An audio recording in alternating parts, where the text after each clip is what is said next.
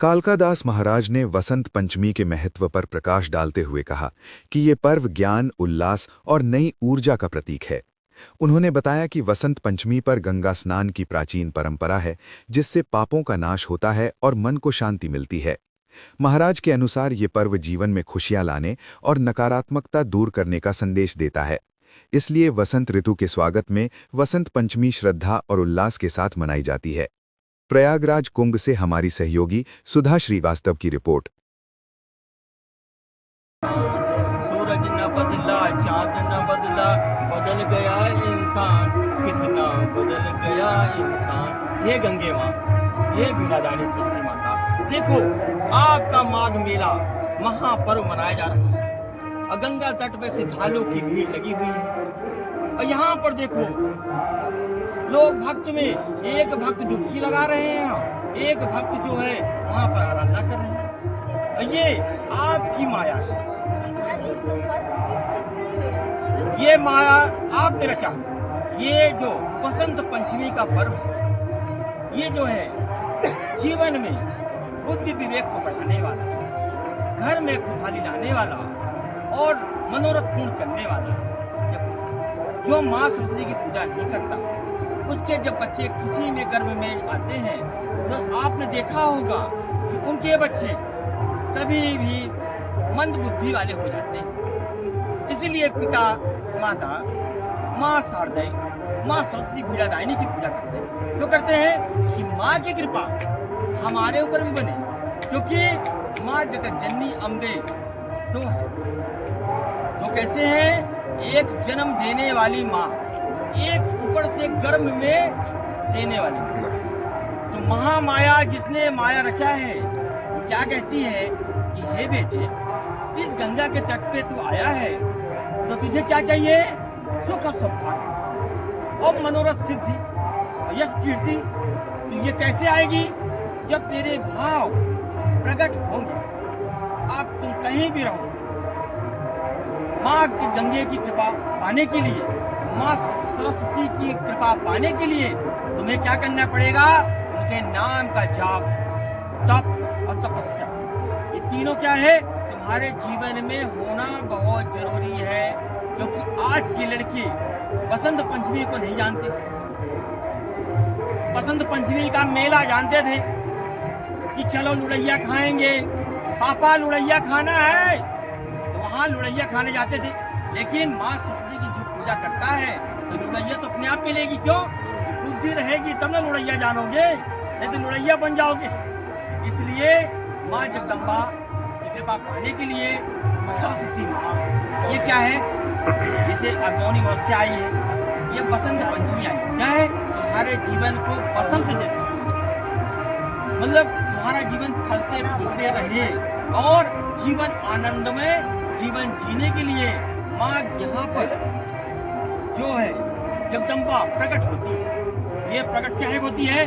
भक्तों का कल्याण करने के लिए। यहाँ पर तुम आओ, एक झंडा ले लो छोटा सा, वहाँ पर एक हाथ का बांस लो, उसमें झंडा लेने के बाद तुम वहाँ पर माँ के चरणों में, जहाँ पर तुम घाट है वहाँ पर चढ़ा दो। वहाँ पर तुम माँ से ये कहो, हे गंगे माँ, ये बीड़ादायिनी आप हो, महालक्ष्मी आप हो, सरस्वती माता आप हो और काली आप हो। क्योंकि हम यहाँ पर आपका आशीर्वाद पाने आए हैं। जो भक्त दूसरों में ध्यान देता है उसको क्या होता है? विपत्ति उसको घेर लेती है। इसलिए अपने जीवन को अगर सुखी चाहते हो तो माँ जगत जननी गंगे के तट पे आओ और गंगा कहू के पास जाने के बाद तीनों देवी को याद करो, महाकाली, लक्ष्मी और सरस्वती। क्योंकि शक्ति नहीं रहेगी तो तुम्हारा जीवन ऐसे ऐसे रहेगा। कैसे? विद्या नहीं रहेगी तो तुम्हारे पास बुद्धि के विवेक से काम नहीं कर पाओगे, और लक्ष्मी नहीं रहेगी तो तुम बिना व्यर्थ रहोगे, कंगाल जैसे भागोगे। इसलिए तीनों देवी का आशीर्वाद होना बहुत जरूरी है। इसलिए गंगा माई से कहो कि जैसे रविदास को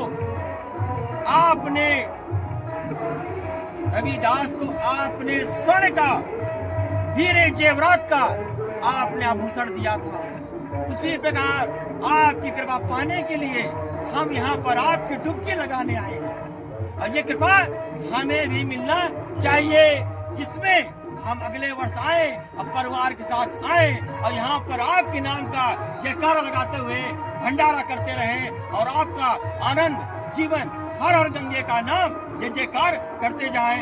जय गंगे माई की जय जय।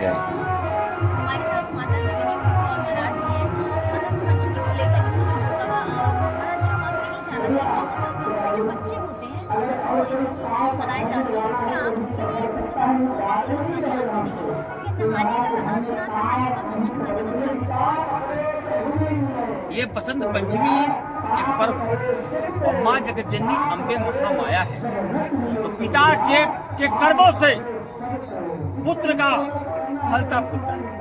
इसीलिए पिता को क्या चाहिए, कर्म प्रधान विश्व कर रखा, जो जस करे वही फल छाका। पिता को अच्छे कर्म करोगे तो पुत्र देखेगा, क्योंकि कलयुग है, कलयुग नाम एक धारा और जपत जपत उतर नहीं पारा। कलयुग में कहा गया है कि जो अच्छे कर्म करता है उसका फल 100 गुना मिलता है। इसलिए तुम बसंत पंचमी में आओ और अपने बेटों को लेके आओ और कहो कि माँ से को प्रणाम करो, क्योंकि माता पिता को जो बेटा प्रणाम करता है वो जगत जननी अम्बे का आशीर्वाद ग्रहण करता है। पहले तो तुम घर में सिखाओ कि माता पिता गुरु के चरणों में ही अमृत है, फिर अपने भाई का ध्यान दो, क्योंकि अपने परिवार से वंचित होने के बाद सुख नहीं मिलता। तुम अगर गंगा तट पे आए भी रहे हो, अपने मन चंगा तो कटौती में गंगा, मन को तुम प्रसन्न नहीं रख रहे हो तो जीवन व्यर्थ, क्योंकि जीवन जो है अमूल्य है, बड़े भाग्य से मानुष तन पाया और इसको तुमने अपने जीवन में व्यर्थ गंवा दिया। तो यहाँ पर आओ और भक्ति में लाओ और अपने सबको यह कहो कि जय माता दी, जय माता दी, जय माता दी। ये कहते जाओ, आगे बढ़ते जाओ, मनोकामना पूर्ण होगी, क्योंकि जगत जननी अम्बे ने कहा है कि इस जो भक्त विश्वास करता है उस वही फल को प्राप्त करता है, क्योंकि विश्वासम फलदायकम, विश्वास करोगे तो सुख मिलेगा, विश्वास नहीं करोगे तो गंगा की धार तो बहती जाएगी, 12 महीना बहती है, लेकिन एक महीना जो पूर्णमासी से पूर्णमासी होता है ना, ये कल्पवास यहाँ पर है ना। कल्पवास का मतलब क्या है कि अगर गंगा तट पे हो, कल्पवास में हो तो भक्ति में रहो, किसी के पंचायत ना तुम्हारा कोई है ना तुम किसी के, तुम सिर्फ नारायण के हो। तो एक महीना तुमने यहाँ पर तपस्या किया है तो वे 100 गुना तुम्हारे परिवार को मिलेगा। यहाँ पर आओ तो हरे राम हरे राम ये करते जाओ और हर गंगे का जयकार लगाते जाओ। यहाँ पर तुम देखो लोग आते हैं, घर से फोन आया, लड़का खाया कि नहीं खाया, अरे तो पढ़ाई की नहीं की, अरे तुम माँ के आशीर्वाद में आए हो, माँ से आशीर्वाद लो कि मेरा पुत्र, मेरा परिवार, मेरे पड़ोसी अच्छे कुशल मंगल से रहे। यहाँ पर मैं तपस्या करने आया हूँ, ज्योति जलाने आया हूँ कि माँ ऐसी ज्योति जलती रहे और धर्म का प्रकाश फैलता रहे और आस्था का सलाब चलता रहे और आपके शरण में जो भी भक्त आए उसकी मनोकामना पूर्ण होती रहे। क्योंकि जीवन अपने लिए नहीं है, जीवन दूसरों के लिए जीने वाला इंसान को भक्ति जीवन सुखदायक बनती है। अपना तो जीवन जानवर भी खा लेता है, लेकिन दूसरों के जीने के लिए जो परम कर्तव्य है वे परमार्थ के लिए काम आता है।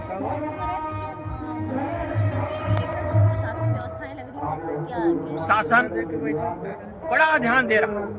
अब देख लो, इतने बड़े मेला में किसी प्रकार की दुर्घटना नहीं हुई। शासन बड़ा ध्यान से कार्य कर रहा है। यहाँ पर सभी भक्त, श्रद्धालु, संत, महात्मा सबको शासन प्रशासन कहना मानना चाहिए। क्यों? क्योंकि वे तुम्हारी सेवा के लिए खड़े। यहाँ पर क्या है? सेवा परमार्थ है। वे तुम्हारे लिए ही रात और दिन सेवा कर रहे हैं। ये सेवा भक्त के कल्याण करने के लिए वो भी एक मनुष्य है। वे क्या है?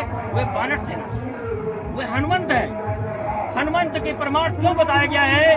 क्योंकि वे तुम्हारे सुरक्षा के लिए रात और दिन।